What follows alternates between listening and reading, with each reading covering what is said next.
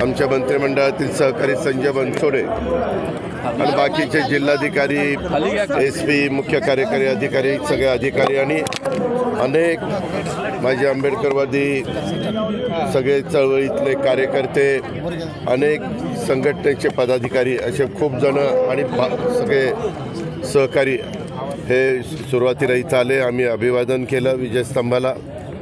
आपल्याला सगळ्यांना माहिती आहे की दरवर्षी इथं मोठ्या प्रमाणावर जनसागर जमत असतो.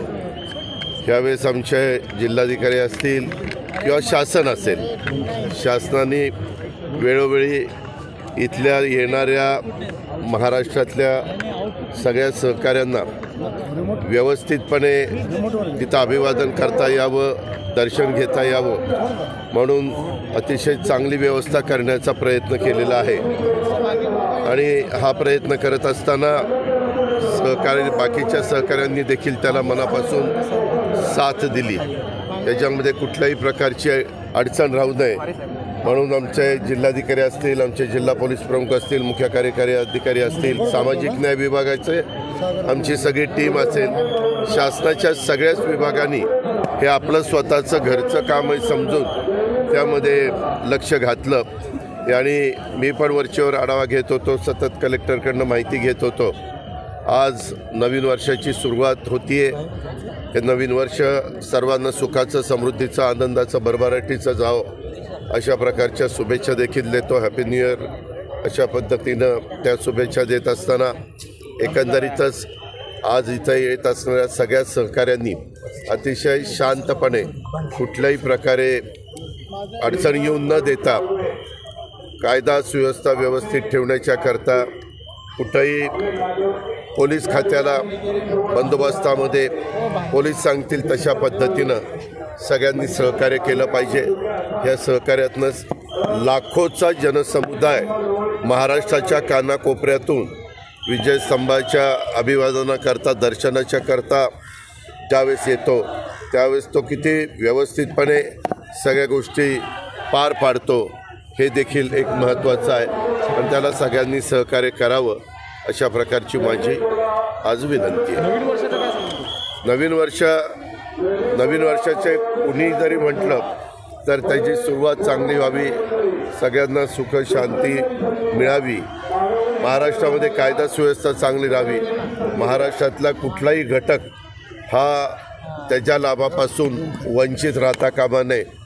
राजकारणाच्या ठिकाणी राजकारण करता येईल, परंतु कारण नसताना विरोधाला विरोध करून काहीतरी वेगवेगळ्या प्रकारचे आरोप करायचे, हे जे काही पद्धत अलीकडच्या काळामध्ये सुरू झालेली आहे ती खरं तर योग्य नाही.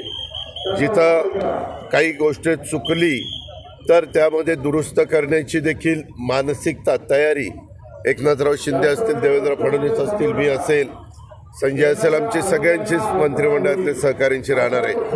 परंतु कारण नसताना बदनामी करण्याचं काम आणि गैरसमज पसरवण्याचं काम, वस्तुस्थिती तशी नसताना त्याबद्दल काहीतरी अफवा पसरवण्याचं काम हे अलीकडच्या काळामध्ये जे चाललं आहे हे कुठंतरी थांबलं पाहिजे. ते आपल्या महाराष्ट्राच्या हिताचं नाही.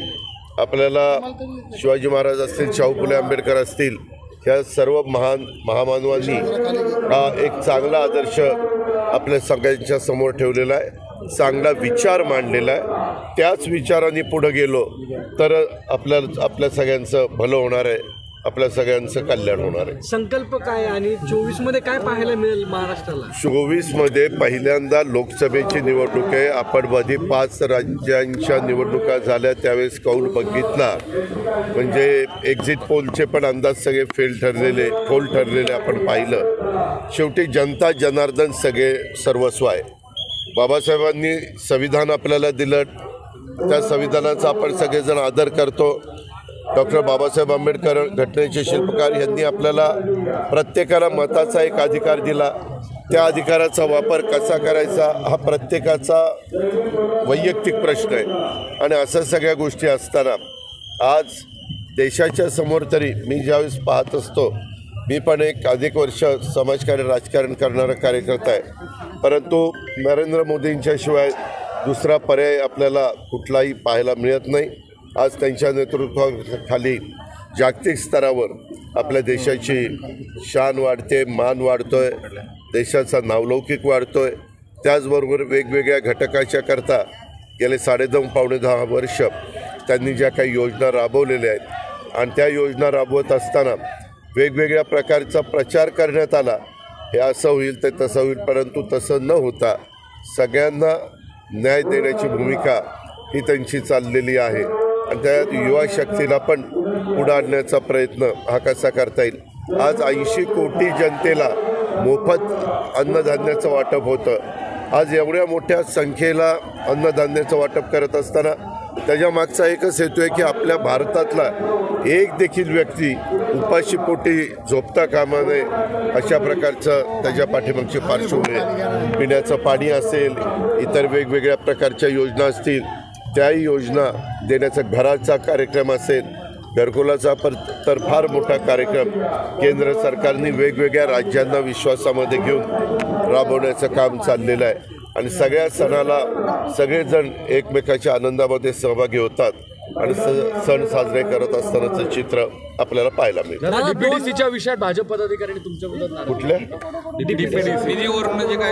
कोणी केले? भाजपच्या 10 डीपीडीसी ऐका, ज्या प्रकारे हे 3 पक्षाचं सरकार आहे, राष्ट्रवादी काँग्रेस आणि भारतीय जनता पक्ष, त्याच्यामध्ये वेगवेगळी पालकमंत्रीपदं वेगवेगळ्यांकडे, आता ह्याच्याकडे परभणीचं आहे, माझ्याकडे पुण्याचं आहे. साधारण जे सूत्र ठरलेलं आहे, मी अलीकड पालकमंत्री झालो, अलीकड म्हणजे 3-4 महिने झाले असतील, त्यावेळेस सोलापूरला राधाकृष्ण विखे पाटील साहेबांनी जे सूत्र ठरवलेलं होतं तशाच पद्धतीचं सूत्र आपण इथं ठरवलं. त्याच्यामध्ये काही गैरसमज असेल तर मला माहीत नाही. मी आज ह्या जिल्ह्याचा पालकमंत्री झालेलो नाही आहे. अनेक वर्ष महाराष्ट्रातल्या जनतेने मला वेगवेगळ्या पदांवर संधी दिलेली आहे.